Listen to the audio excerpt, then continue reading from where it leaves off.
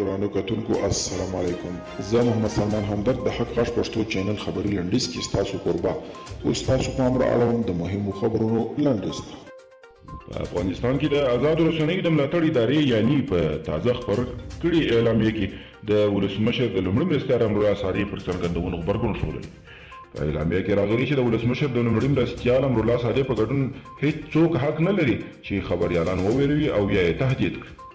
امریکا پر ایران نوي بندیزونه وضع کړي. په نوي بندیزونو کې د ایران د پټرولیم وزارت، د ایران د تیلو ملي کمپنۍ او د ایران د ټانکرونو ملي شرکت شامل دي. سرګي لاروف پرون په اتن کې له خپل یوناني سیال نیکوس دنیا سره تر کتنې وروسته وویل که څه هم په ځینو قضیو کې زموږ کړنلاره سر نه سره خوري، خو موږ کولی شو له انقرې سره ځینې ګډ ټکي پیدا کړو. او فنلنډ وایي په نړیواله ټولنه به جنیوا کنفرانس کې له افغانستان څخه سیاسي او مالي ملاتړ اعلان کړي.